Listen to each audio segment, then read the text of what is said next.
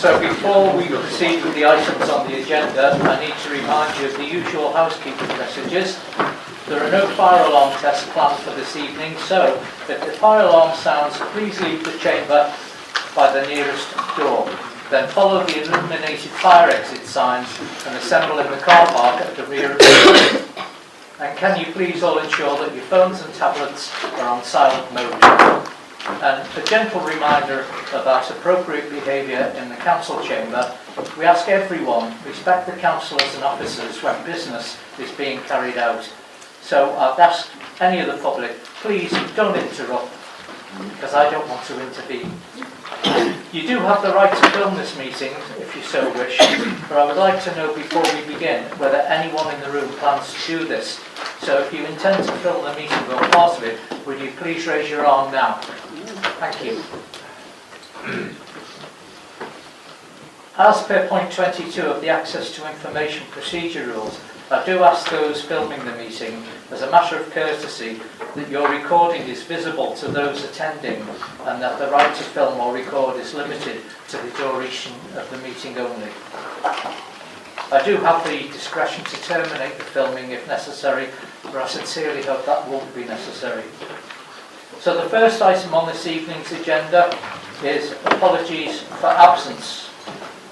So we have apologies for absence from Councillors Bolton, Duffy, Martin, Robinson, Wells and Sorensen. Are there any other to note?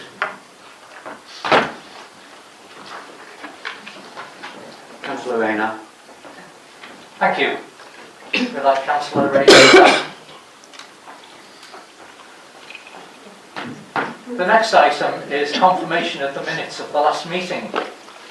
So can I please have a proposal that the minutes of the council meeting held on the 22nd of January 2026 be approved as the correct record? Can we have a proposal? Yeah, proposal, sorry. And a second? I'll second, Mr. Thank Mayor. you. Does anyone want to comment on the factual accuracy of the minutes or propose an amendment?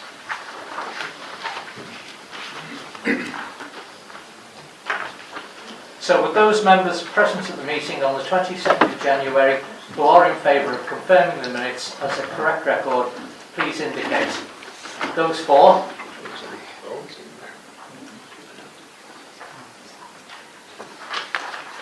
Thank you. None against or abstentions? No. So the minutes of the meeting held on the 22nd of January are confirmed. So the next item on the agenda is declarations of interest. As this is the budget meeting, I need to remind you that the Audit and Standards Committee previously passed a resolution granting a dispensation under Section 33 of the Localism Act 2011, which enables all councillors to speak and vote on issues relating to the settling of the council tax, unless any member is disqualified from voting under the provisions of Section 106 of the Local Government Finance Act 1992 because they are 2 or more payments in arrears with their council tax. Councillors do not, therefore, need to individually declare an interest in Agenda Item 9 just because they're council taxpayers. So on that basis, do any members or officers have any interest to declare on any items included in the agenda for this meeting? Take that as a no then. So the next item is item 4, announcements. I'd like to take the opportunity to remember town crier and Fleetwood Festival transport friend Barry McQueen, who sadly passed away. He was involved in the festival from the start and was a big supporter of the event. I'd like to send my condolences to his friends and family, and he will be very much missed. Also, one announcement from me as such. I'd like to announce that I've chosen Councillor Stephen Livesey to be my Deputy Mayor for the municipal year 2026 to 27, and I will look forward to working with him. So I'm now, after a huge round of applause,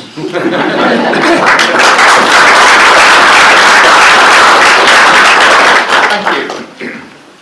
I'd like to now pass over to Councillor Limarinell to say some short words about the Council's recent achievement of the North West Employers Member Development Charter. Councillor Maranel. Thank you, Mr. Mayor. Last Tuesday, the Council hosted the North West Employers Executive Director. They were attending the Civic Centre in order to present the North West Charter Award for Councillor Development. And here it is. This is a prestigious award based on the Local Government Associations framework and recognises best practice in councillor development and member training. The Council has not held this award since 2010, so we should rightly be very proud of having regained this status. In very large part, this award has been driven by one particular individual council officer, pulling together all of the required evidence, getting work and surveys done by councillors from all sides, working with different departments within the council, and coordinating the final interviews with officers and council members. Jack Tickle is one of our brilliant domestic democratic services,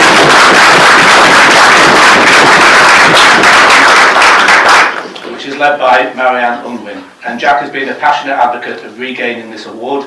He should rightly be very proud of himself for this achievement.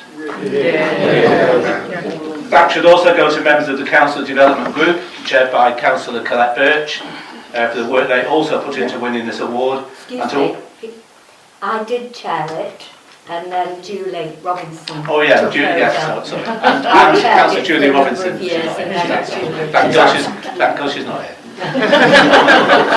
She'll lynch me. But the work they put into winning this award, and to all the councillors and officers that took part in the final interviews as well. Thank you, Mr. Mayor. Thank you, Councillor Maranel, and congratulations to all involved. Our next item is public questions, and we have 2 questions listed in the agenda. 2 public questions have been received and have both been accepted by the Chief Executive. The first question has been submitted by Jessica Brown, and this has been attached to your agenda packs at page 11. We do have Jessica Brown in attendance, so if you please come to the lectern to read out your question, and I would remind you to keep it within 5 minutes if you will, please. Thank you. My question is, Wyre Council has repeatedly stated that a lack of completed diary sheets limits what action it can take, yet residents have reported odour for nearly 2 years through multiple channels. Does the council accept that relying on a flawed diary sheet system has allowed serious harm to continue, and that hiding behind administrative failure amounts to the council avoiding its own responsibility, especially given that even a smaller number of affected residents should have been sufficient to trigger earlier intervention? Thank you for that. Councillor Bowen, would you like to respond? Yes, thank you, Mr. Mayor. Diary sheets act as legal witness statements and represent the gold standard method used by local authorities across the country to collate robust, court-accepted evidence of unwanted odours and the impact they are having on people's daily lives, both at home and in the place of work. The gathering of complaint numbers alone is not sufficient. By detailing the frequency, duration, intensity and impact of the odour, diary sheets help the council determine if the legal threshold for statutory nuisance has been met. The council needs to prove that the odour is causing an unreasonable and substantial interference to individuals, and in capturing specific examples of how the odour affects daily life, diary sheets are an essential component of this. Diary sheets are, however, only one step in the evidence gathering process. Diary sheets evidence must be verified by officers in order for them to be able to take a case forward to court. Officers must therefore be able to undertake odour monitoring at residents' homes in order to validate the evidence submitted. Validation visits also allow officers to experience the odour impact themselves, so they are therefore in the strongest position possible to demonstrate the impact in court. While the council has now received a reasonable number of diary sheets from residents, the number is substantially lower than they would ordinarily be expected given the number of complaints received. Further, the number of validation visits accepted by residents who have submitted diary sheets is extremely low, which means we must continue to gather evidence. As a means of addressing this, we are currently working closely with residents who have shown a willingness to both submit diary sheets and accept validation visits in order to allow for the collection of quality evidence. The council does, however, continue to encourage all residents impacted by the odour to contribute to the process. Residents should not assume that the council is receiving sufficient evidence from others, as this is not the case. Thank you. Thank you, Councillor Bowen. Jessica, if I may call you that, you have the opportunity to raise a supplementary question. This must arise directly from the original question or from Councillor's reply given. So do you wish to do that? Yeah. Thank you. Okay. Given the council's position that diary sheets limit statutory nuisance action, why has lease enforcement not been used as an alternative route? Can the council confirm this evening whether the operator has been fully compliant with all its lease obligations? Thank you. Councillor Bowen. Thank you. Yeah, I will give you a written reply on that. That's not really answering the question directly. Can't you? You must know. So, can you not give us a straight answer? No, I'm going to give you a written reply. It's my prerogative to give a written reply. Does it actually reply to my question? Does it give an answer, yes or no? It's simple. It's a simple question. It relates to my other one. Written reply. So I can't get a direct answer to my question. No? A written reply so I can go into more detail. Okay. Thank you. We have a second question which has been submitted by Dr. Barbara Neal, who is present with us, I believe. Dr. Neal, thank you for coming. I appreciate your presence. So you know the rules, so please, if you can state your question within 5 minutes. Thank you. Okay. Councillor Vincent, you stated publicly that Wyre Council cannot act on odour complaints from Jameson Road landfill site without diary evidence under the Environmental Protection Act of 1990. For clarity, would you confirm the following? That the Council considers the statutory nuisance provisions in the 1990 Act to be its only legal basis for taking enforcement. That no breach notice has been issued under Clause 8 of the lease dated the 20th of August 2014, despite the tenant's duty under Clauses 5.16 and 5.17 to use best and reasonable endeavours to prevent nuisance, and despite over 1,500 complaints from residents. And 3, that the Council has not sought indemnity under Clause 6.6 of the lease of nuisance-related harm, and that having extended the lease by deed of variation on the 24th of March 2021 to permit tipping until the 31st of December 2027, and having agreed rent increases linked to the waste volume, the Council nonetheless maintains it bears no legal responsibility for the nuisance reported by the public. Thank you, Doctor. Councillor McKay, would you like to respond to that? Thank you, Mr. Mayor. Question to Councillor Vincent. Because it relates to the lease, it does come under my portfolio as resources portfolio holder, so I'm happy to take the question if you're happy with that. If that's the only way I'm going to get an answer, I am, but I would like an explanation as to why a question that I've addressed to Councillor Vincent isn't being answered by him. Okay, well, I'll take the question for now, we can come back to that. Thank you for your question, Dr. Neal. As a council, we completely agree that the odours from Jameson Road site are unacceptable and cannot continue. We understand that this smell is having a significant impact on the local community, and we are committed to bringing about a long-lasting resolution as a matter of priority. We have and continue to take legal advice from external legal professionals, including solicitors and barristers, to answer legal questions, advise the Council on the best course of action that the Council can take and when that action can be taken. Before I answer your question specifically, I need to stress that any legal advice which we have received or expect to receive in relation to this matter is subject to professional privilege. This means the legal advice is confidential and it cannot be disclosed. Unfortunately, I am unable here tonight to answer all your question in the detail that I would like and that the question deserves. However, I will try to answer it as best I can at this point. Point 1. The Council is fully aware of all its statutory powers and its rights and remedies under the lease and deed of variation. We continue to work closely with external legal advisors on all options and best courses of action available to us at any point. There is an ongoing investigation into operations at the site. Unfortunately, I'm unable to disclose any detailed information on this at this stage. I do appreciate, however, that this investigation has been going on for some time now and officers are chasing this final report. As Jameson Road is a permitted site, the responsibility for the permit lies with the Environment Agency. The Council does, however, continue to meet regularly with the EA and to apply as much pressure as possible to help drive forward their investigations. Points 2 and 3 I'm going to take together because it's the same answer. It's correct that we have not yet served a notice or sought indemnity in respect of a nuisance as per our professional advice. Any action under those provisions would be considered in light of the facts and legal advice at the relevant time.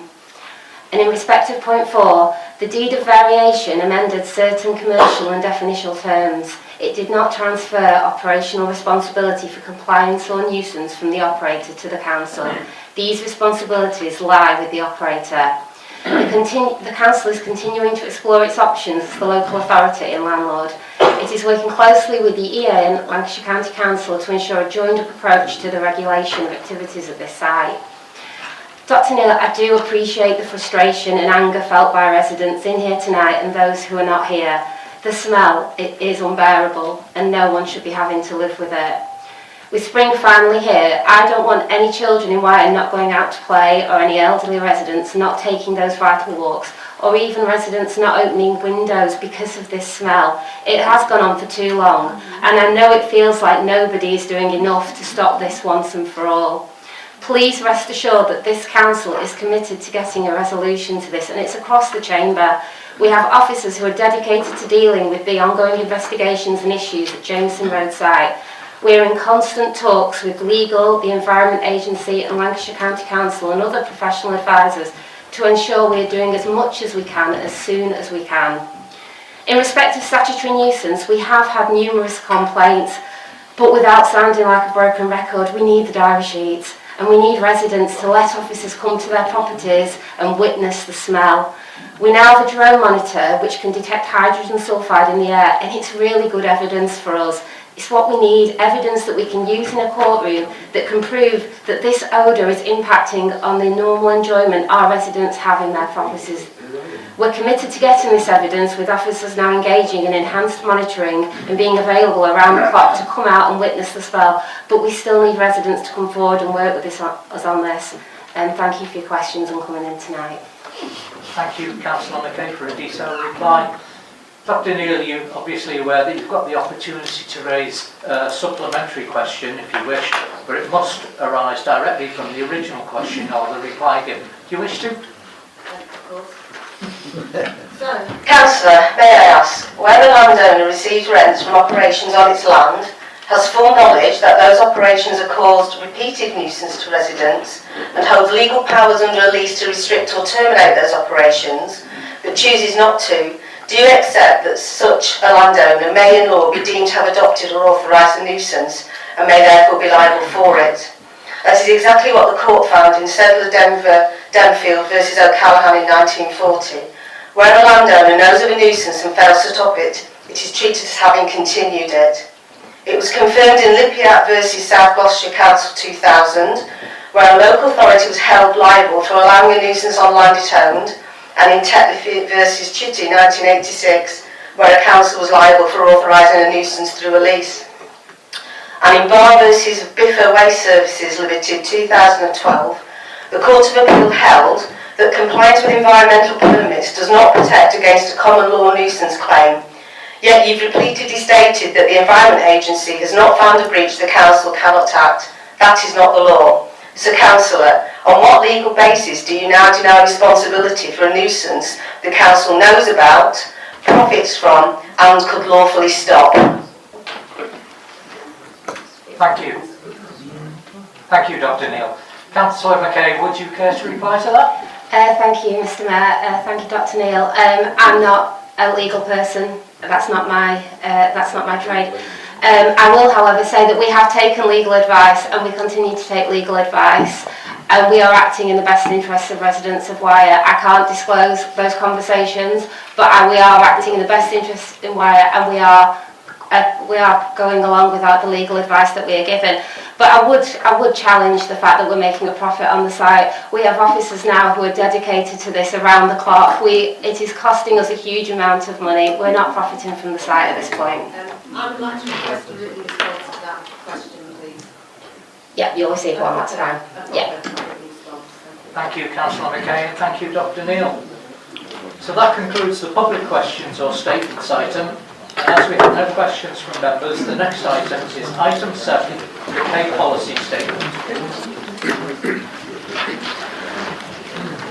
Councillor Vincent, would you please introduce the report and propose the recommendation? Thank you, Mr. Mayor. Thanks to the report. Happy to recommend it to members. Is there a seconder for the proposal? I'll second, Mr. Mayor. Thank you. Are there any comments, questions or amendments? Take that as a no, thank you.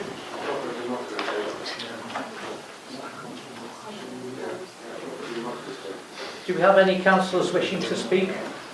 Or can we proceed to the vote? Proceed to the vote. I'll proceed to the vote then, thanks councillor. So Councillor Vincent, as the proposer of the motion, would you please respond to the lack of debate? Just like to say thanks for the lack of debate. So that concludes the debate in that case. So can I ask members please now to vote on the recommendation that the pay policy statement for 2026-2027 be approved. So those in favour, please show.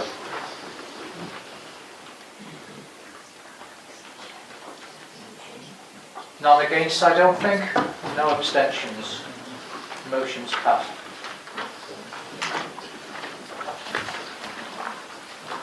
So the next item is item 8, the Treasury Management Policy and Annual Investment Strategy, Minimum Revenue Provision Policy Statement and Capital Strategy 2026-2027.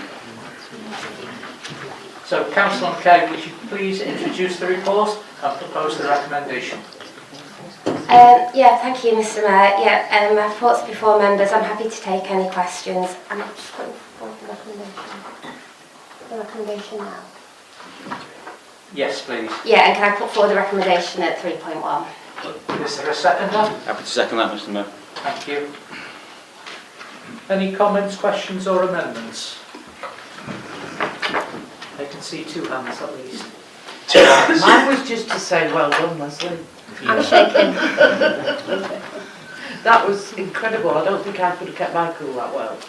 So really, Can't even really keep impressed. I'm really impressed. Well done. Thank you. But that's all I wanted to say.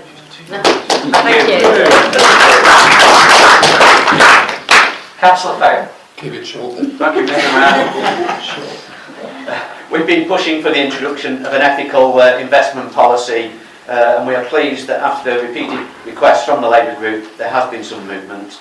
It may not have gone as far as we would have liked, but we are happy to see our advice has been taken on board and that paragraph 4.8 on page 102 has been bolstered with the statement paraphrasing that institutions demonstrating stronger environment, social and governance will be given preference where options are otherwise equal, and with the institution that raised the issue not a part of Wyre's current investments, there is reason to now support this item. Thank you. Thank you, Councillor Fail. So, Councillor McKay, as proposer of the recommendation, would you please respond to the debate? Thank you, Mr. Mayor. Yeah, I totally agree, Rob. It was right that it was brought to our attention for numerous full councils, and it has taken time, but we've got there, and I think it's a step forward. So, yeah, I totally agree. Thank you. Thank you, Councillor McKay. So that concludes the debate. Would members please vote now on the recommendation? Those in favour, please show.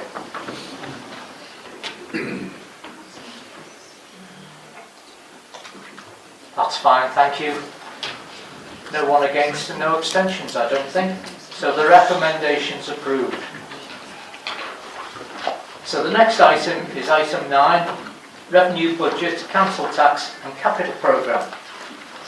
As usual at the budget meeting, we need first to deal with 2 procedural matters. Firstly, I intend, in line with the normal convention and in accordance with my discretion under Procedure Rule 16.4, to allow the Leader of the Council, when proposing the budget and council tax, and the leaders of the opposition groups, when commenting or proposing any amendments, to speak without being restricted. All other speakers in the debate will, as usual, be limited to a maximum of 5 minutes each. Secondly, I also propose that Procedure Rule 16.6b be suspended to allow a single debate to be held on the budget, including any amendments proposed to it. So is there a seconder for this proposal? I'll second that, Mr. Mayor. Thank you, Councillor. Would you please indicate whether or not you agree to the suspension of 16.6b to enable us to have a single debate on this item? Those for.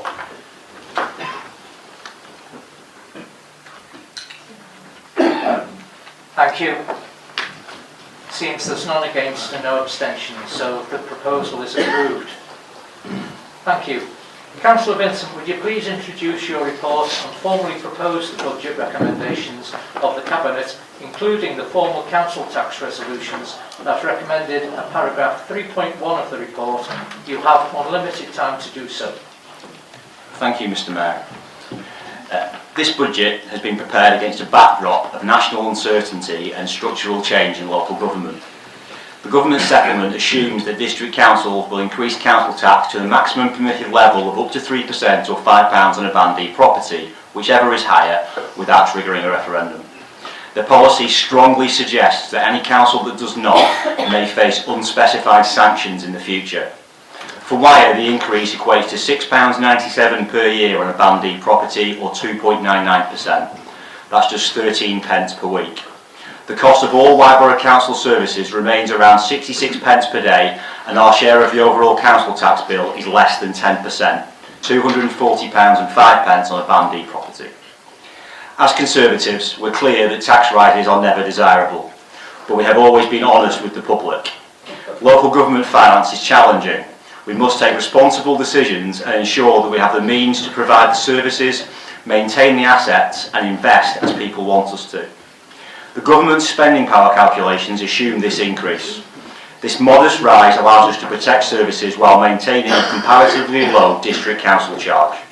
The Fair Funding 2.0 reforms mean that our forecast funding reduces over the multi-year settlement period, culminating in a cumulative £1.1 million loss between 25-26 and 28-29. The Local Government Chronicle reports that up to 100 councils may apply to government for exceptional financial support as the impact of the allegedly fair funding review takes hold. Wyre will not be one of them. We have always been and always will be fiscally responsible. We have prepared for this over many years through disciplined financial management. Efficiency achievements of £0.7 million were delivered over the 4 years to March 2025, averaging £170,000 a year. Membership of the Lancashire Business Rates Pool generated £2.5 million in additional income between 22-23 and 24-25, although the 50% pool will end this month due to changes in business rates. We've taken prudent and decisive action to strengthen our long-term position. Since 2021, by prepaying pension contributions, our deficit repayment is now in surplus, saving around £700,000 annually and £4.2 million between 2021-25-26, with a further £318,000 ongoing saving guaranteed through to March 29. In October 22, we repaid our Public Works Loan Board debt, saving £1.9 million in future interest payments, in addition to other savings. Wyre also became debt-free in 22-23. These decisions have reduced ongoing financial pressures and protected services. We've also implemented a transformation strategy and action plan to move away from reliance on reserves and towards a structured and sustainable efficiency programme. This ensures that whether local government reorganisation proceeds or not, Wyre remains solvent, resilient and capable of delivering for our residents. Given the uncertainty of national policy direction, we cannot assume that reorganisation will proceed on any particular timetable. This government has shown that they love nothing more than a U-turn. We must therefore be financially robust in all scenarios. But it's not all doom and gloom, Mr. Mayor. This budget is also about significant and tangible investment across our 4 council plan priorities. Under people and communities, we are delivering the Cotton Hall Master Plan with works including new children's play facilities, drainage improvements, a car park extension, enhanced footpaths and lighting, biodiversity enhancements, signage and park furniture. We're investing in improvements to the Wyre Estuary Country Park Visitor Centre. Through the Affordable Housing Delivery Programme, over £1.1 million in developer contributions is being deployed to transform empty and derelict properties into safe and energy efficient homes. Our first property has been successfully renovated and resold, and a second is underway in Fleetwood. We have also been working constructively with the main opposition to review our approach to this programme and ensure that the money is invested for the people of Wyre and not any wider area should LGR take place. We are to consider appropriate sites to be purchased so that they can be developed and delivered by housing association partners delivering sociable and or affordable housing in the areas we need them most. We will also shortly undertake a comprehensive review of our parks. These spaces mean a lot to our residents, and we are reviewing our approach to these before we then announce a significant investment into them across the borough.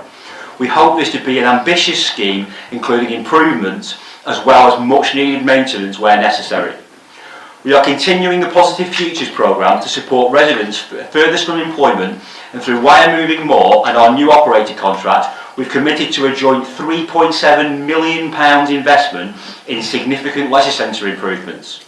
We continue to support community centres and will prioritise the Crisis Resilience Fund in 26-27 once allocations are confirmed. Under Growth and Prosperity, we are launching a fresh round of business grants for small businesses and introducing a town centre grant scheme focused on high street resilience. We also intend to bring back the Community Infrastructure Fund to allow community groups to bid for funding. We are progressing Fleetwood's waterfront regeneration plans and have confirmation of up to £2 million per year for 10 years through Pride in Place funding.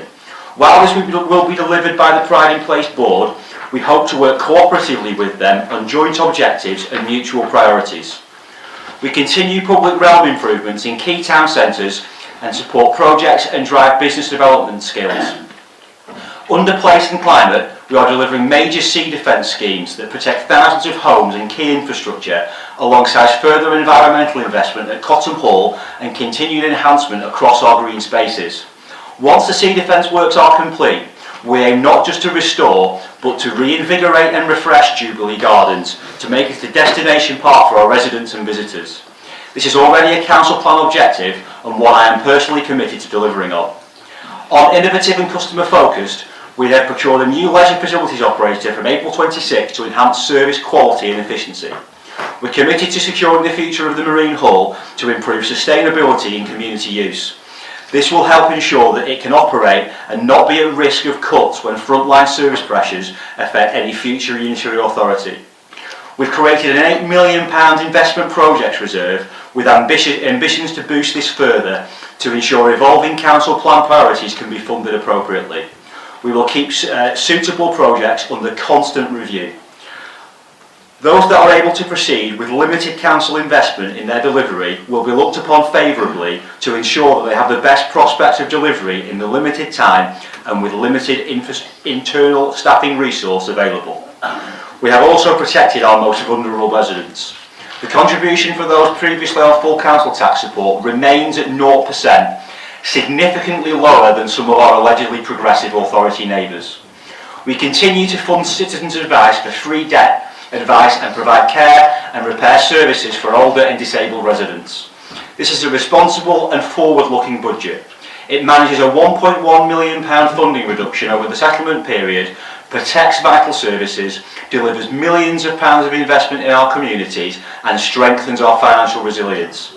It ensures that Wyre remains well-run, debt-free, efficient and prepared whether reorganisation happens or not. It also includes significant investment in the town's open spaces and facilities that our residents cherish, and further investment will follow. I recommend this budget to the council and propose the recommendation. Thank you, Councillor Vincent, for delivering your report. Do we have a seconder for the proposal? I'll second, Mr Mayor. I reserve the right to speak at a later stage. Right. That answers my next question. Thank you. Councillor Fail, you now have an opportunity to comment on the budget and, if you wish, to propose any amendments to it, but you do have unlimited time to do so. Thank you, Mr Mayor. The first multi-year settlement in a decade gives this council greater certainty in financial planning. Irrespective of the settlement details, this multi-year settlement is a real positive. A lack of certainty in the past has undermined the need to invest. A negative for the council is that core spending power reduces by 6.42%. However, the core spending does not include the extended producer responsibility grant of £1.4 million. If confirmed, this would result in increased spending power. The rebadging of the property investment reserve to investment projects is a sensible, scope-widening move, and the topping up of the reserve from £2 million to £6 million to deliver key council planned projects by April 2028 indicates an improved appetite for investment. At last year's budget, the Labour group acknowledged that the council may not have all the levers it needs, but it does possess some, and it can make a real difference if it is bold enough. This £6 million investment project reserve shows it does possess some of the levers to make a real difference. The projects at the Marine Hall and Cotton Hall and others are very worthwhile and should be supported. However, given the £38 million in the reserves and balances, the council could and should be bolder. There are other projects to fund. What is not funded at this time is the required Jubilee Gardens upgrade. For the second time in 2 decades, the major park in Poulton-le-Fylde, Jubilee Gardens, has been used as a compound for sea defence work. For all intents and purposes, it has been out of action for the last 3 years. For awarding the bottom 10% for health deprivation and employment deprivation, this was the last thing it needed. Although the Sea Defence project will fund the restoration of Jubilee Gardens, this won't cover all the required upgrade work to complete either the current master plan or a revised master plan. Residents have been as understanding as they possibly can be, but sooner rather than later, their patience needs to be rewarded with a park that actually looks like a park. New funding is required to make this happen, so that needs to be in train before the transition to a new unitary authority. Wyre bulldozed our previously tired but well-designed park in 2005, removing most of the active leisure facilities. In 2012, Wyre built a car park on our tennis courts, and then 3 years ago, removed half the park from use.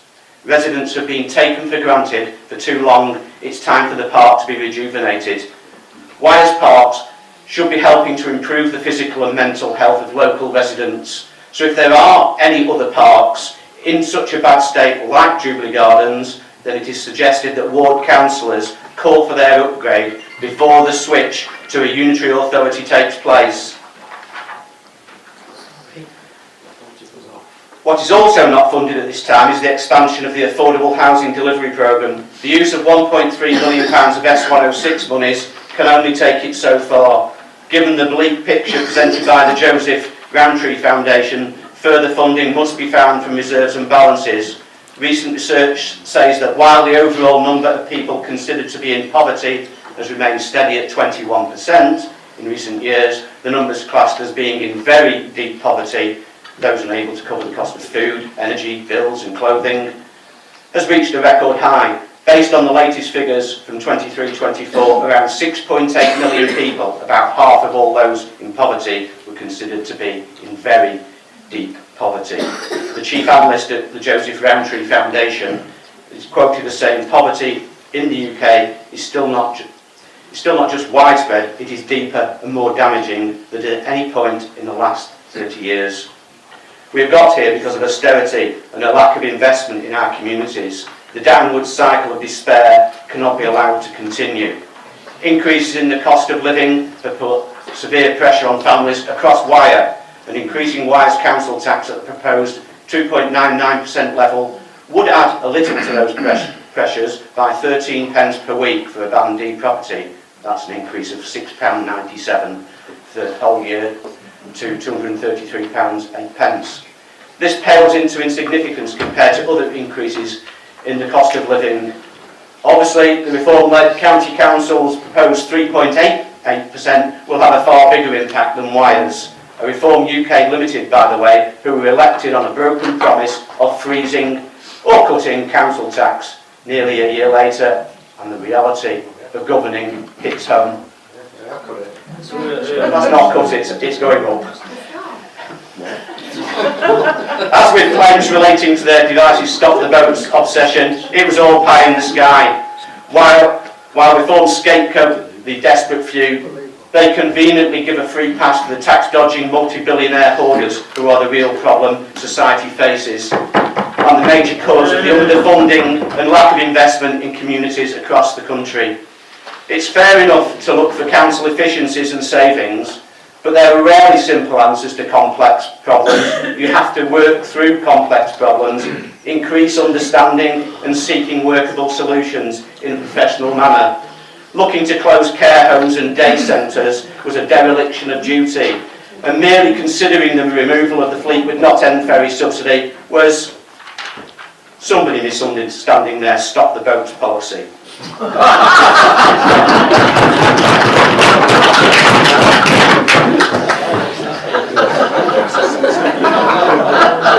The wish to freeze or cut council tax is a reasonable one. After all, it's a regressive tax, but after 14 years of austerity and cuts to public services, there is little or no fat left to trim. Whilst the Labour government can't turn around local government underfunding overnight, at this time it should be about stabilising the system. A freeze or cut to council tax would either detrimentally impact services or eat into reserves that really should be being used to invest in the future of Wyre's residents. We need improved services and investment, not more cuts. And with regard to the £350,000 plus that this council tax increase would generate in 26-27 and following years, it needs to be invested in our communities, giving residents bang for their buck. A part of the long-term answer is for government and councils to try to tackle the cost of living crisis. It should and must be a joint effort. This council must help improve living standards, help drive down rental and energy costs, and begin to tackle the known deprivation in Wyre. The UK had a few dozen food banks in 2010. We now have over 2,800. Well done for those running and donating to food banks, but let's face the reality. Food banks are not a badge of honour. People are being left behind, and sticking plasters are not the answer. The Labour government has done some good things to address the cost of housing and energy. Good news for Wyre residents. Capping ground rent at £250 a year, implementing new renters' rights and tackling rogue landlords is a positive move, with the ending of no-fault evictions and bidding wars. Stronger regulation of the private rental sector and better enforcement against landlords who for too long have profited at the expense of their tenants, who have suffered from unsafe and below standard properties. Labour's Warm Homes Plan will deliver £15 billion of public investment, upgrading up to 5 million homes, cutting energy bills and lifting 1 million families out of fuel poverty by 2030. Helping with the cost of heating homes by taking an average of £150 off energy bills. Too many families in Wyre are finding it difficult. Growing up poor means a child is more likely to be unemployed or in a low-paid job as an adult, as well as facing greater risk of health problems and lower life expectancy. Hardly surprising then that some of our wards are in the bottom 10% for income deprivation, employment deprivation, health deprivation and education deprivation. Wyre must help address the financial pressures on families, following the example of the current Labour government, who are extending the free school meal provision and free breakfast clubs so fewer children go hungry, freezing rail fares, removing the two-child cap, thereby lifting 500,000 children out of poverty, the biggest reduction in child poverty in a single parliament, raising the national living wage with rights at work strengthened. More secure and decent jobs are just what a low-wage Wyre struggling to provide jobs for its residents requires. According to the recent authorities monitoring report, although the numbers of people unemployed has reduced in the last year, the number of people employed in Wyre has decreased from 55,800 in 23-24 to 53,800 in 24-25. A loss of 2,000 jobs and a drop of 5.3%. Wyre needs to be providing more local employment, not less, so the trend needs reversing. Pride in Place funding is not an absolute game changer, but for Pharos and Mount it has the ability to revive parts of Fleetwood's historic but neglected centre, whilst also helping to protect community spaces. And given Reform's latest proposal to dispense with much needed community open space at Milton Street, it's clear there is a need to counter the attacks by Reform. It should be hoped that Wyre and those with responsibility for Pride in Place spending can work closely to protect and enhance services and show the way forward with investment rather than knee-jerk damaging cuts from Reform. The government has much more to do if we are to turn things around and provide a vision of hope rather than despair for the future. But the government has made a start at putting power into the hands of local people. Local people are best placed to know how best to restore pride in our neighbourhoods. The plastic patriots don't have the real answers. Investing in our communities is real patriotism, building up our communities and choosing renewal over the division and the hate some are using to infect society. Councils have a responsibility too, helping to improve public transport links. Wyre must work with the local MP, LCC, the Enterprise Zone, the port and other stakeholders to find the business case for reopening the Fleetwood to Poulton rail line, helping to bring back the many thousands of jobs Wyre has lost since the turn of the century. We are at a critical moment. The Irish Sea wind farm cables need to come ashore somewhere. Rather than plough up miles of Wyre's countryside, why not bring the new wind farm cables underground directly to the Enterprise Zone? Power has the ability to attract new businesses to Hill House, and with new wind farms brings a need for maintenance. Fleetwood Port and the EZ could help with that maintenance, providing more decent jobs. A joined up plan with the Hill House Enterprise Zone, the port and a reinstated rail line, removing the incinerator plans, cleaning up our past, providing clean energy and providing a once-in-a-century jobs boost. The current Green Book assessment being undertaken by Wyre, Fylde and County will hopefully support the case for a new substation at Hill House or an upgraded standard substation. This budget covers the cost of this Green Book assessment, and it is pleasing to see that others recognise that with the right plan this is an opportunity not to be missed. It is unclear though what the scope of the Green Book assessment is. That scope really needs to cover the Morgan-Morecambe connection as well as Moor Vannin, and not only that, the scope needs to consider the implication for potential match funding bids from the National Wealth Fund that could be used to unlock investment into Fleetwood Port and the rail line. The Hill House Enterprise Zone, the port and the rail line are inextricably linked, or at least they should be. Their futures are dependent on one another. There is a £2 million EZ growth reserve which could be accessed if the current Green Book budget is insufficient to cover the whole scope. Ultimately, this council needs to do everything it possibly can to fight for what could be hundreds of millions in investment. Using some of that £2 million EZ growth reserve would be an investment in Wyre's future and an investment in hope for residents. Councils also have a responsibility to help improve housing standards and their energy efficiency. Housing is perhaps above everything else the area this council could have its greatest influence over. It must be a priority, with 68% of housing in Wyre below the energy rating standard and 28% below minimum standard. Improving housing has the ability to improve life chances. Better housing means less poverty and a positive impact on health, education and employment. With very healthy reserves and balances, Wyre has the ability to invest in better and safer housing for its residents.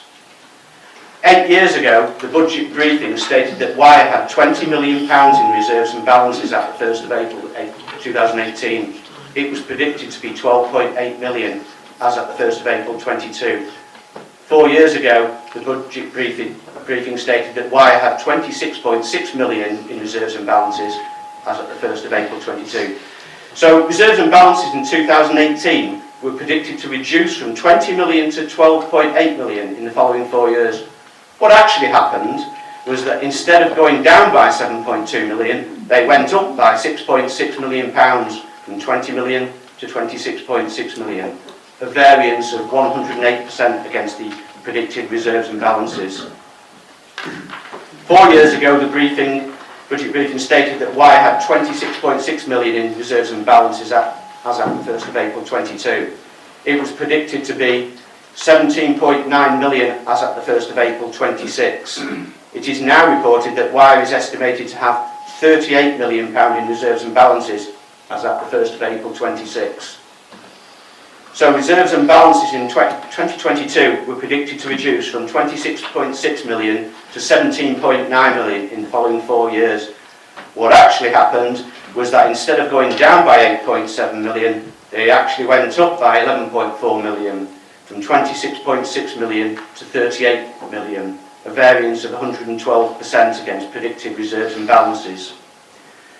With 1 year settlements and uncertainty over grant funding, it's hardly surprising that there have been not insignificant variances in the last 4 year period of the 20.1 million difference between predicted and actual reserves and balances.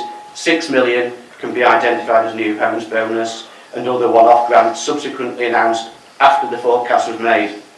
Other reasons for the variance between forecast and actual are the business rate pooling gains. Reserves and balances are now predicted to be 15.3 million as at the 1st of April 2030. On this basis, the variance in predictions in both 2018 and then again in 2022, the reserves and balances at the 1st of April 2030 could be expected to be more than double the predicted 15.3 million, i.e. around £30 million. With a 3 year settlement already factored in, there may be less scope for such variance, but there are grounds to believe the outlook is pessimistic. Why? History says the predicted reserves and balances are pessimistic. The Cabinet report says we routinely underspend at outturn.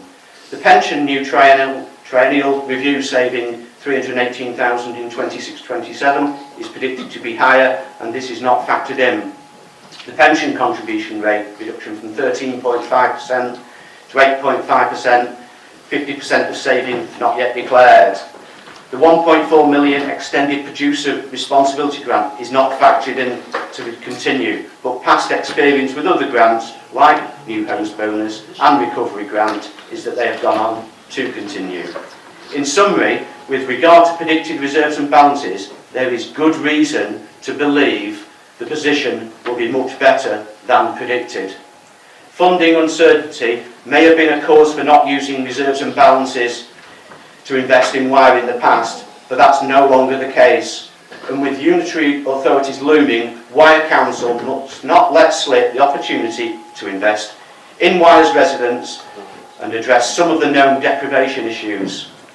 Although the additional housing work and the upgrade to Jubilee Gardens and other parks in dire need of rejuvenation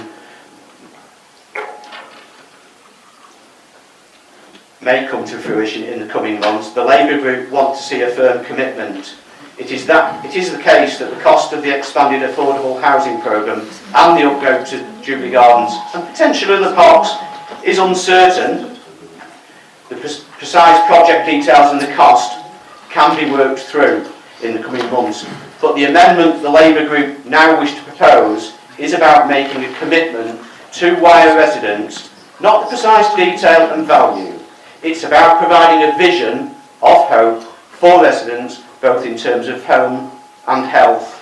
The amendment should now be in your council emails available on your iPad. Have we done that? I've got one. Is that it? I'm going to read through the amendment. Just when you thought you'd had enough. Take it So I shall read the amendment out. It should be in your emails on your iPad. I've received mine, I can see that now. That the formal recommendations, as agreed by Cabinet on the 11th of February 2026 and set out at paragraph 3.1, be amended to include the following.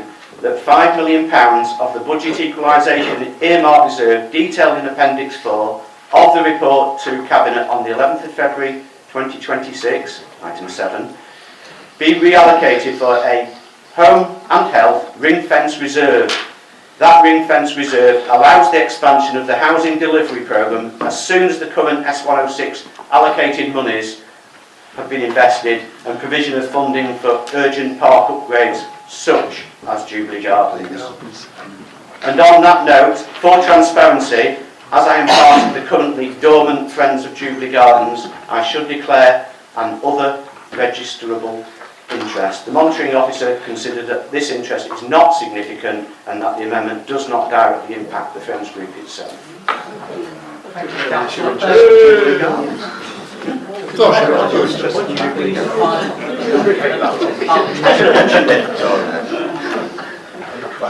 Yes, I'm happy to accept that as a valid amendment. Thank you. Is there a seconder for the amendment? Thank you. I'd like to second that amendment and reserve the right to speak. That's fine, thank you. Hopefully no one else is going to speak. So, Councillor Ellison, you now have an opportunity to comment on the budget, and if you wish to propose any amendments to it, then you do have unlimited time to do so. You want to tell us we're not putting it up, we're reducing it. Thank you, Mr. Mayor. Promise I'll be brief. 3 words this, won't it? Thank you. Come before you today to propose this revenue budget, proposed 2.99% council tax increase for 2026-27 and the capital programme before us. Let me be clear, this is not opposition for opposition's sake. This is about priorities, fairness and long-term responsibility for the remaining years of this council. At a time when many households are still struggling with rising living costs, higher rents, mortgage pressures, food prices and energy bills, partially due to this current sham government, we are asking them to pay more. For many families, council tax is not a minor line in their budget. It is a significant monthly burden. The increase on paper may look modest in this chamber, but outside these walls it means real sacrifice, fewer essentials, delayed repairs, harder choices. We understand that their argument against the council tax freeze would result in a loss of 3.2 million over 10 years. We all know that this council won't be around in 3 years, never mind 10, so it doesn't add up.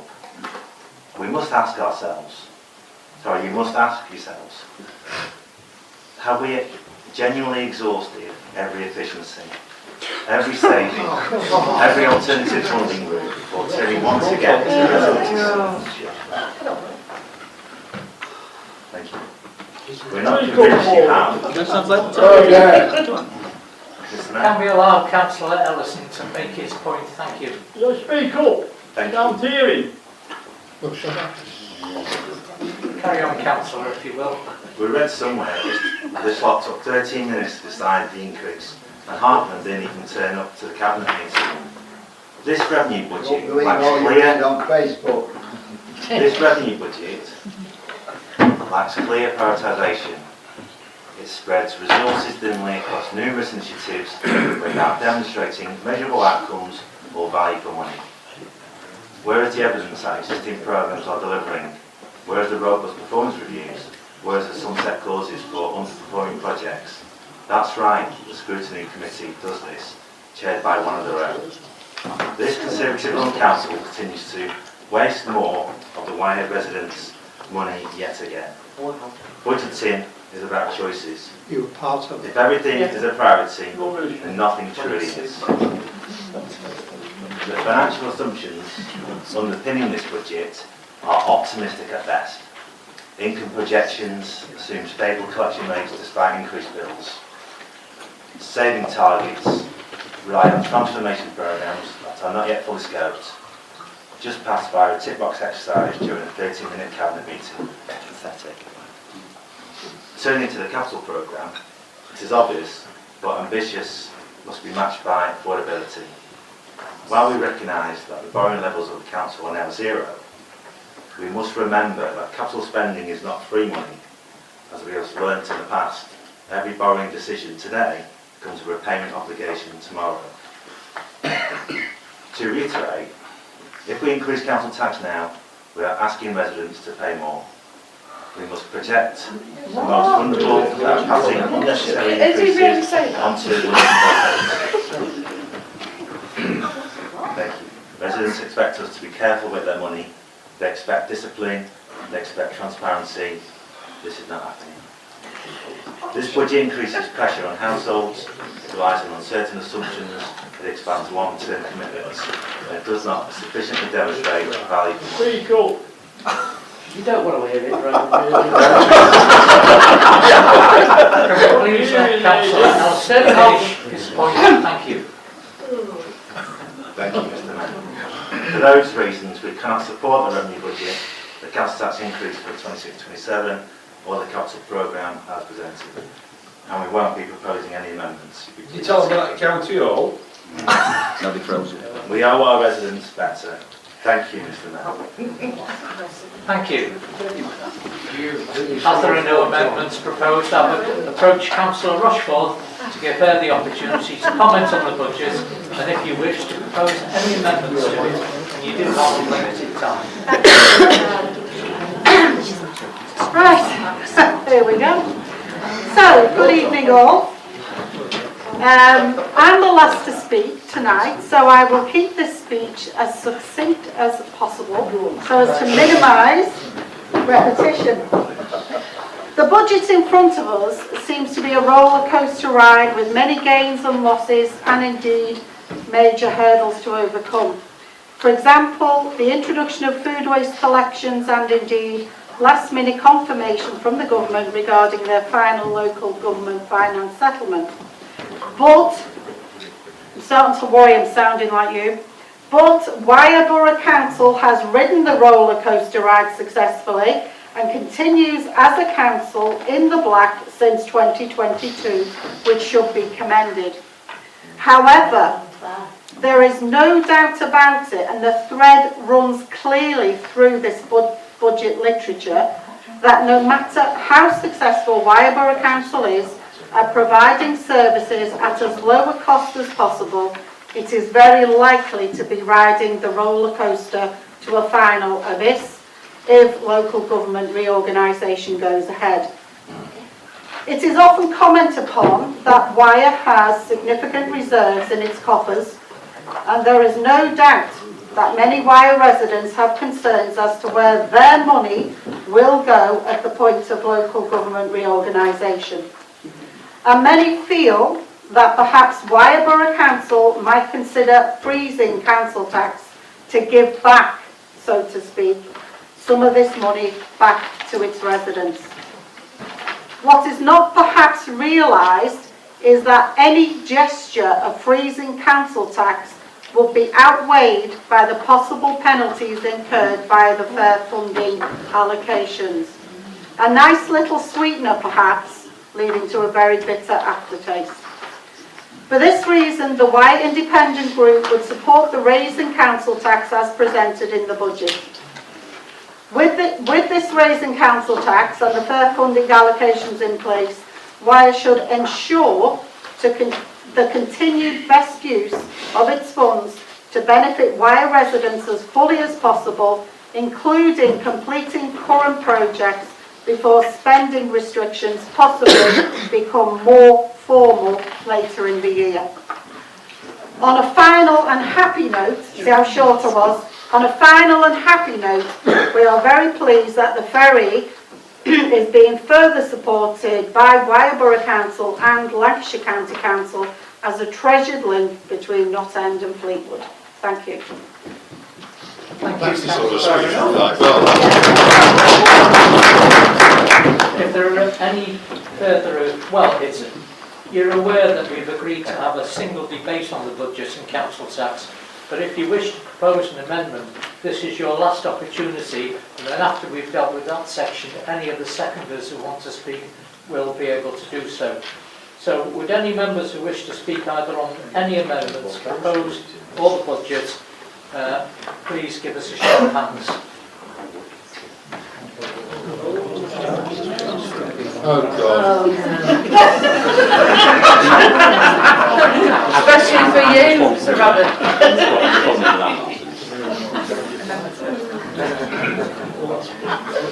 Do we have any further amendments? No? Right.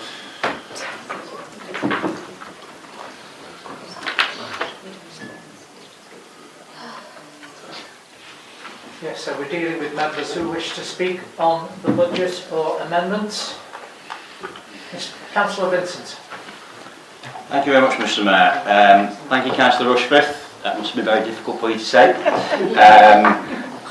I'm grateful for your support. I think you've summed the position up quite nicely. The temptation to freeze the council tax, it's just poor politics, basically. It doesn't achieve anything of any significance for people, while also puts us in jeopardy. And when council tax equalisation happens in the future, it does nothing anyway. Moving on to Councillor Ellison. Wow is my first thing. You may not have noticed, you may not have heard this, but when Councillor Fayol referred to the fact they've put up council tax by 3.8% at County Hall, the two county councillors said, no, we haven't. Right? No, we have not increased council tax. I'll give you two figures. £1,735.79p.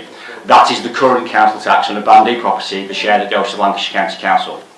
£1,801.73p. That's what it will be next year.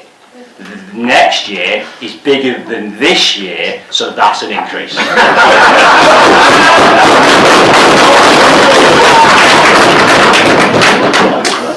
Smallest increase. Mr. Mayor, it's not the smallest though, is it? Mr. Mayor, when you are elected to a position of authority, it is important that you take responsibility for your decisions. Those of us that read the bump that we got through the door with Mr. Farage's face all over it will remember that it was all about national policy and nothing to do with Lancashire other than two things: stopping the boats and fixing potholes.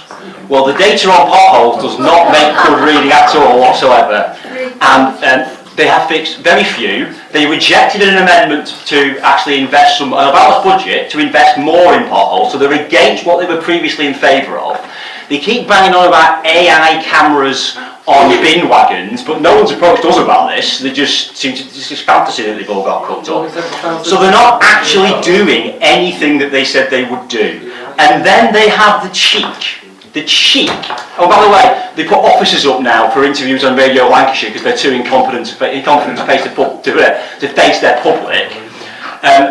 When Charlie Edwards was the portfolio holder for roads and highways, he did a question and answer section on Radio Lancashire where the public could call in and ask him questions.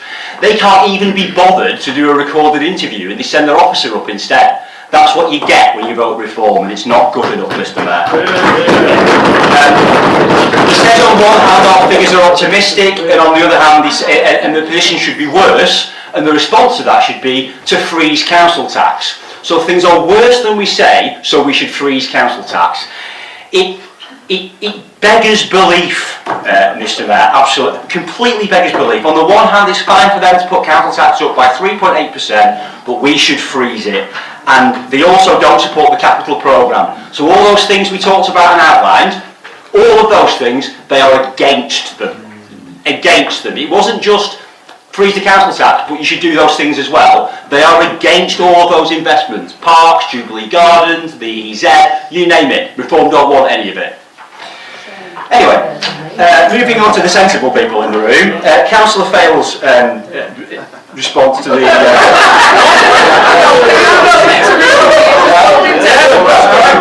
So I don't particularly have a problem with anything that Councillor Fayol said. I'm not in favour of the amendment. So, Jubilee Gardens, there's £500,000 in the pot to fix it once it stops being a compound.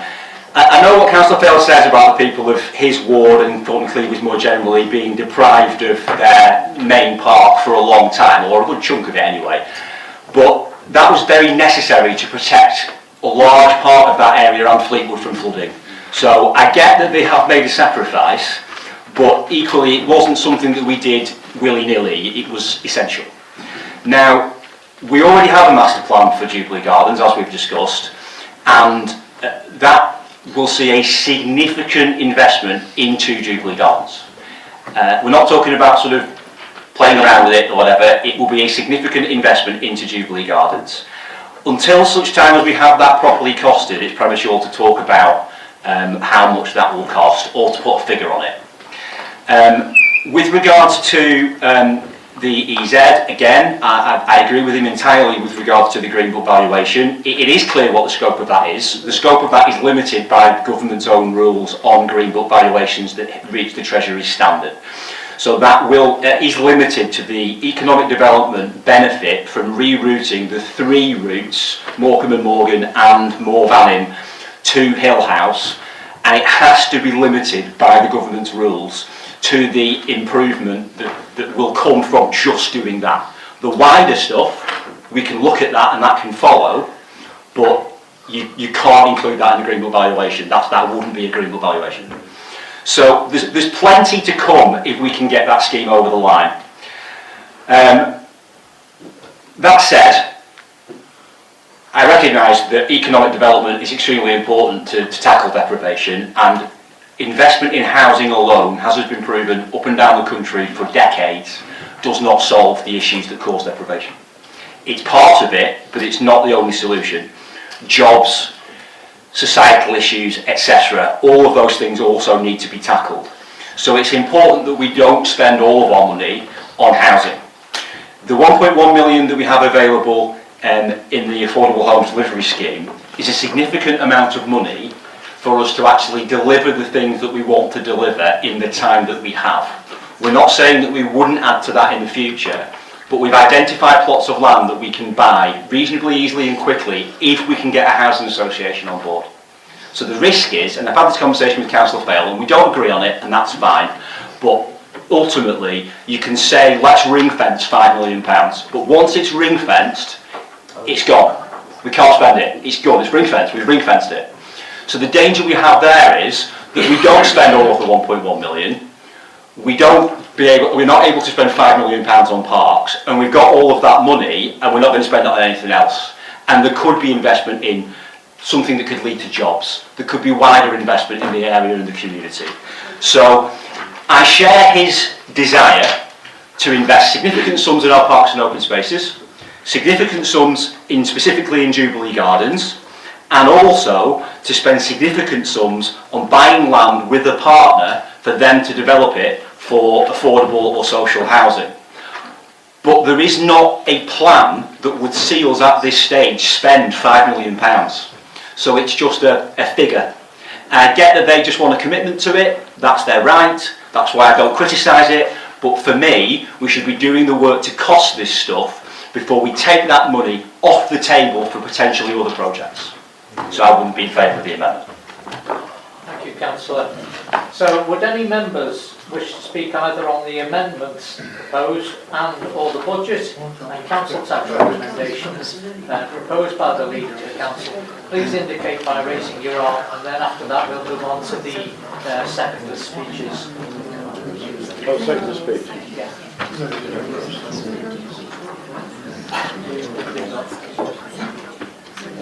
Right, Councillor Fielding was the first one, I think. No, I don't wish to speak now, thank you. Okay. Thank you anyway. Extra points. Councillor Rimmer. It was just a question to Councillor Vincent really, that you'd said you believe that the money shouldn't be ring fenced now, so it gives more opportunities. Whether that's something that budgets could be prepared and it was something that could come up in time for the October budget, the halfway.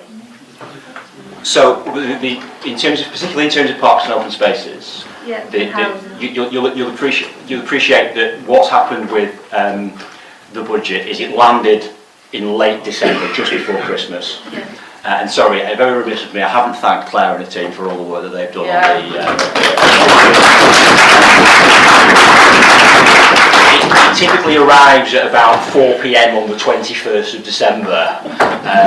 But so they didn't have long, and after that was all done, the government then announced further changes to business rates before any of it was finalised. So by its very nature, it's like a race to get the budget together. If we had it earlier, we could start to talk about these things earlier, but actually you're playing catch up. So you've got your budget from on the 1st of April, you've got the amount of money, and really, other than what you've already agreed to spend, you then start to look at what you can spend money on. So we are doing a review, reasonably urgently, on now we've got the 3-year settlement, how that affects the medium-term financial plan. We'll be looking at whether or not we think that the projections are optimistic or pessimistic or somewhere in between. But we will be looking in detail at that and how much money that then frees up. We've got a list of parks and open spaces already that need investment. A lot of that's routine maintenance, some of it's just periodic decline, etc. So we've already got that list and we've already got that work. Back in April will start to take shape. So we'll be in a position where we can start to consider that plan and how much money it's going to need from April also. So yes, by October, I would hope to be able to have something in the public domain to start to show what a plan for parks and open spaces looks like, because I would like that to be this council's legacy. Because once the pressures really hit of all the upper tier services that they have to provide, then the focus for LGR for quite a few years will be on getting up to speed and getting things working properly and efficiently. So parks and open spaces could take a bit of a back seat, understandably so. So we want to make sure they're absolutely pristine as much as we can before they get handed over. Thank you, Councillor. Once Councillor Brian Stevenson's had his say, we'll move on to the secondary speeches. Thank you.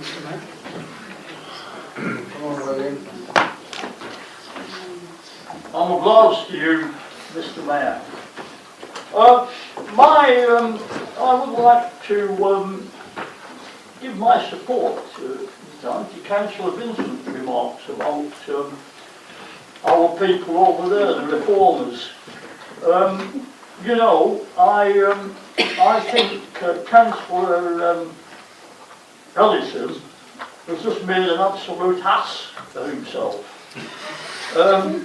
You know, to talk here about freezing council tax, how he's got the cheek to come here and talk about freezing council tax when his buddies at Lancashire County Council have increased them by 3.8. Have you ever anything so well? Hypocrisy is you know, he's actually spoken for a change, because normally the four of them sat there, they're like plant pots. You never say anything. You know, you put it all in their election leaflets, Mr. Mayor. It was, oh, we're going to do this, but we're not going to put taxes up. We're not going to increase anything.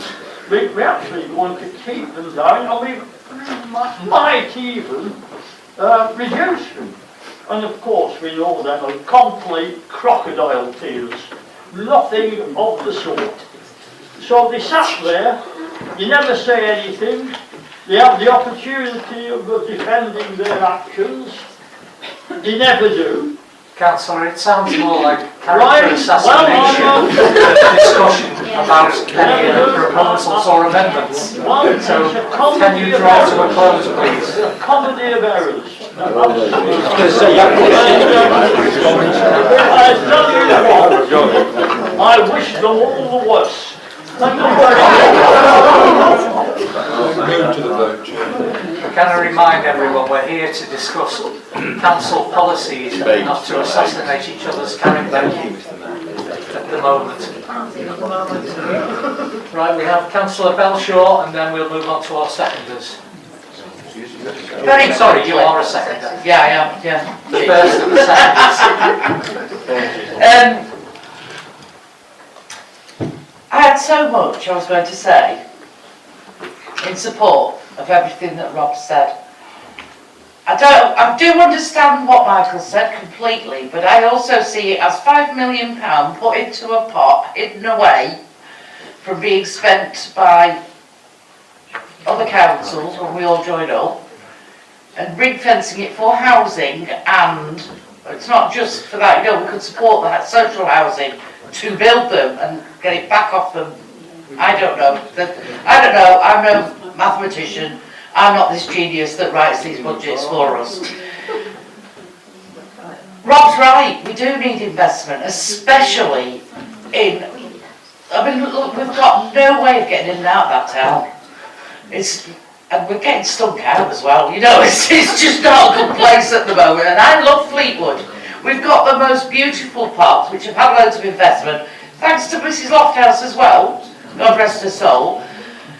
And we've got Rail Park, it's beautiful, absolutely beautiful. Yeah, told you know it's most of the time, but it's beautiful. And we need investment, we need the rail bringing back in. We get the rail back in, we get people putting money in to bring industry.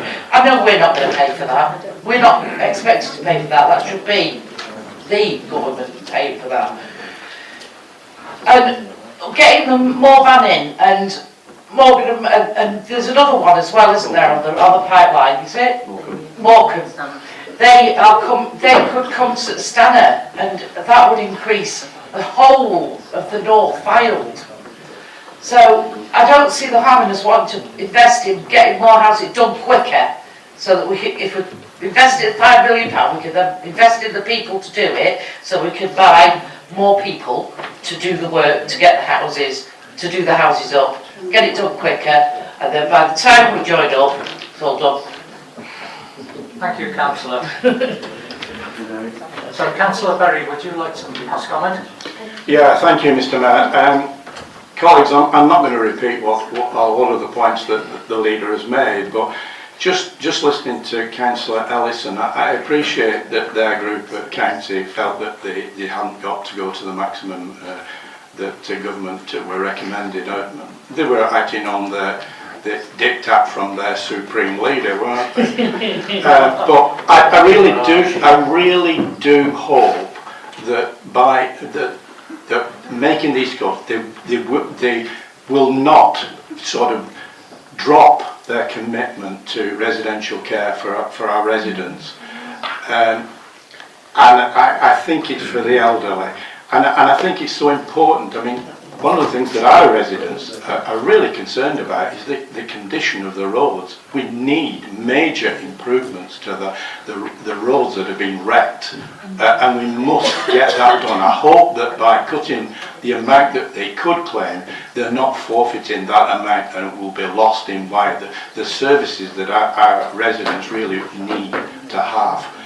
As regards Councillor Fale, he laid a lot at our door, what we should and shouldn't be doing, but the thing that struck me was that we're talking about jobs, we all want more jobs, but at the end of the day, it's the lack of confidence that the government has given to businesses in general. Businesses have no confidence that we're losing business, we're not gaining businesses. And I think from the very start, they have shot the confidence of business in our areas, and I hope they can regain it, because they've lost it. They're doing nothing to support business nationally, and we need that support. As far as I'm concerned, yes, we don't want to increase council tax, but I think under the circumstances we are protecting our services.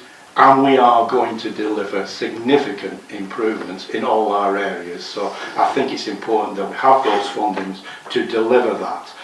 And I feel very, very strongly that I appreciate some people will find it, it does make an impact. But I think we should remind ourselves that we do have this localised council tax support scheme in Wyre, which I think probably is one of the best, if not the best, in Lancashire. So I hope that we will be protecting those who are on the very lowest of income. So I do support the recommendation put forward by the leader this evening. Thank you. Thank you, Councillor Berry. Councillor Fale, would you please respond to the debate on your amendments? Thank you, Mr. Mayor. The current housing model is broken. The cartel of developers build what they want, where they want, when they want, and councils for the most part sit back and allow this. In Wyre, the annual authorities monitoring report inevitably reports a huge oversupply of 4-bed market housing, when what is actually required are small housing for increasingly smaller families. As an example, the recent report states that 331 market housing completions in 24-25, 45% were 4-bed houses. This compares to the 10% requirement as stated in the 2024 Housing Needs Assessment. Strangely, not. There was an under-provision of 4-bed affordable homes. This council can't turn things around quickly, but what it can do is to purchase more empty houses. With 918 empty homes, it is in the hands of Wyre to provide more housing for Wyre's young families, and at the same time help reduce the demand for greenfield new housing. And then there are the numerous brownfield sites in our towns. Whilst brownfield sites remain vacant, our last remaining greenfields are being built upon. Councils should be intervening in the housing market for these very reasons. Some councils might not like the responsibility, but when developers are not delivering, the action to be taken is obvious and necessary. Councils must intervene, building their own housing on brownfield sites in urban areas. The demolition of derelict buildings and provision of modern, energy-efficient homes has to be the way forward, as opposed to continuing to allow the cartel of developers to build a mix of housing we don't even want or need on greenfields that we do not want or need to lose. Wyre and other councils have the ability to intervene and upset the current monopoly from continuing to do what it is doing. Urban renewal should be the #1 housing priority. And although these are only small steps, this council can and must use some of its significant reserves and balances to begin to break the cycle for the good of Wyre residents. And with 6 of our wards in the worst 10% for health deprivation, action clearly needs to be taken. But the proposed amendment is not just about investing in affordable health and healthier homes. It's about improving our parks and investing in better physical and mental health. Jubilee Gardens is one of the 6 wards in the worst 10% for health deprivation. And to be honest, it doesn't surprise me. Cleveland has no public playing fields, and like all of Wyre's towns, it is an acknowledged shortfall, both in formal and informal public open space. Building on our greenfields continues at a pace, and with no regard for the known shortfalls, and soon other towns will be in the same predicament as Cleveland, where there are no greenfields left to resolve the shortage of public open space. We are where we are, and so at the very least what this council needs to do is make the best of what public open space it does have. And having spent my whole life in Cleveland, I do remember when Jubilee Gardens was a great park. And it saddens me to see it's in its current state. What I would like to see is that when Wyre hands over responsibility of its parks to the new unitary authority, the council, and more important, the residents, are proud of each and every one of those parks. With an estimated £38 million in reserves and balances at the end of 25-26, this authority has the means to make a telling difference and improve the life chances of its residents. The suggestion is to use £5 million of those reserves, or if you like, less than 25% of the £20 million difference between predicted and actual reserves and balances over the last 4 years.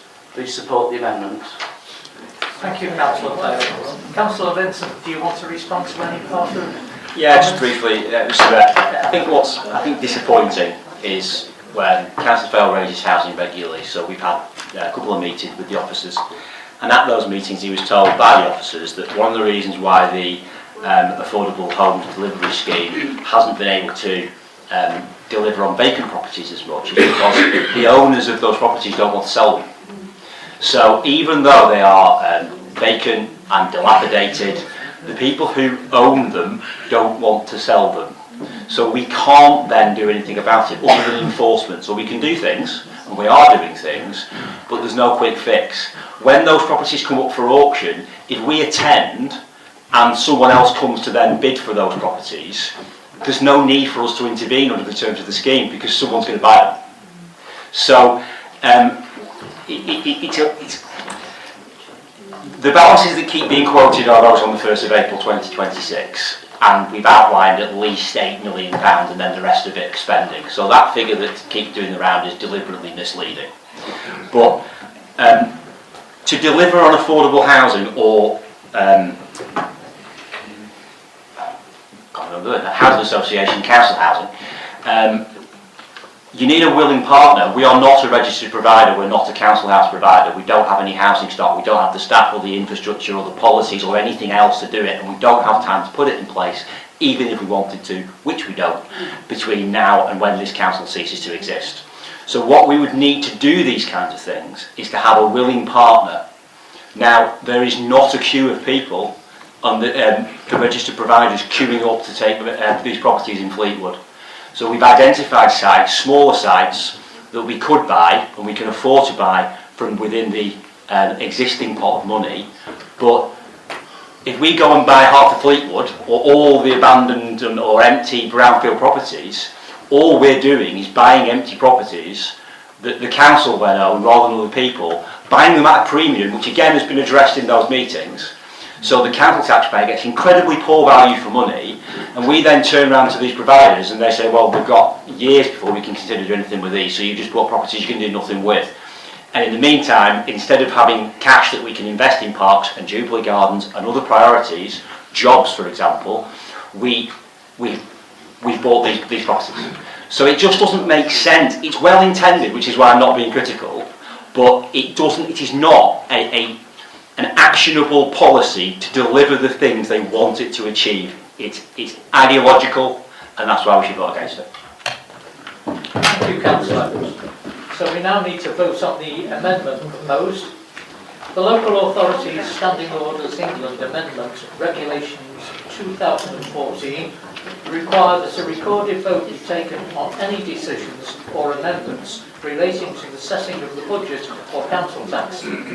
So Rebecca Huddleston, would you please read out members' names for a recorded vote? Yes, so just to clarify again, we are now about to vote on the amendment that Councillor Fail has proposed and that you've got in your inboxes. So I'll read out the name of each councillor in turn in alphabetical order.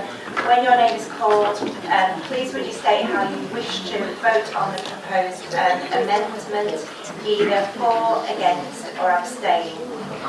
So Councillor Amos. Against. Councillor Lady Dulcie Atkins. Against. Councillor Sir Robert Atkins. Against.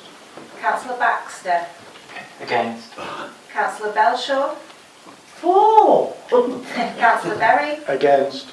Councillor Birch. Against. Councillor Blair. For. Councillor Bowen. Against. Councillor Bridge. Against. Councillor Cartridge. Against. Councillor Catterall. Against. Councillor Collinson. Against. Councillor Crawford. Against. Councillor Ellison. Against. Councillor Fail. For. Councillor Fielding. For. Councillor Higginson. For. Councillor Higgs. Against. Councillor Ibbotson. Against. Councillor Jones. Against. Councillor Kay. Against. Councillor Lamarinelle. Against. Councillor Lee. Against. Councillor Livesey. Against. Councillor McKay. Against. Councillor Meekins. Against. Councillor Minto. Against. Councillor Molyneux. For. Councillor Preston. Against. Councillor Rendell. Against. Councillor Rimmer. For. Councillor Rushforth. Against. Councillor Smith. For. Councillor Brian Stevenson. For. Councillor C. Stevenson. For. Councillor Swatton. For. Councillor Swift. Against. Councillor Thewlis. Against. Councillor Vincent. Against. Councillor A. Walker. For. Councillor C. Walker. For. Thank you.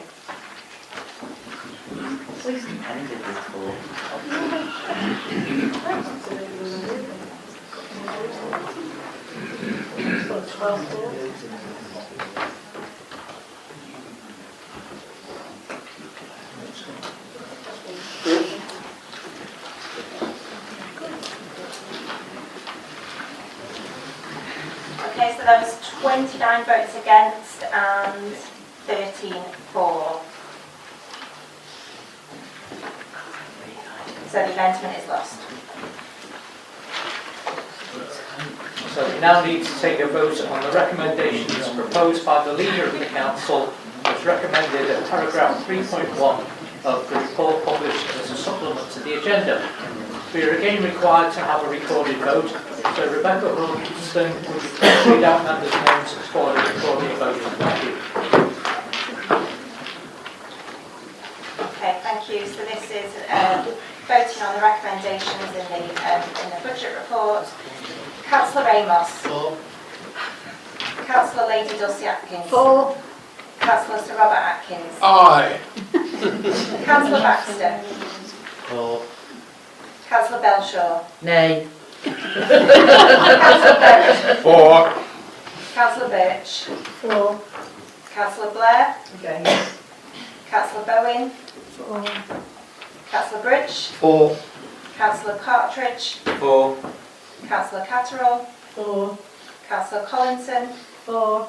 Councillor Crawford. Against. Councillor Ellison. Against. Councillor Fail. Against. Councillor Fielding. Against. Councillor Higginson. Against. Councillor Higgs. Against. Councillor Iverson. For. Councillor Jones. Against.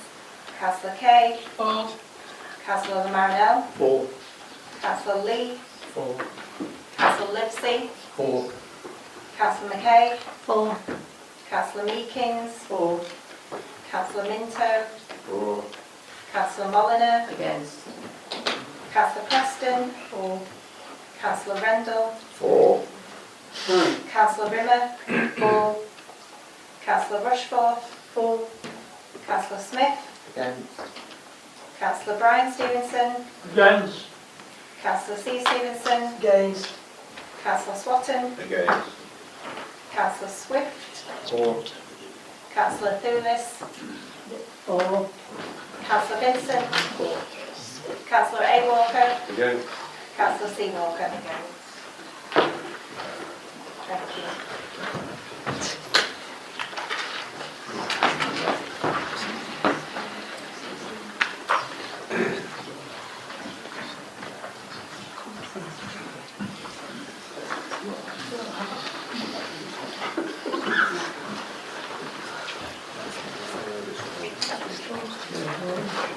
Okay, that was 26 votes for and 16 against. So the recommendations are approved. We now reach a very popular part of the evening where I say thank you to everyone for your input and attendance. There are no notices of motion this evening, so that concludes the formal business for this meeting. Thank you for your attendance.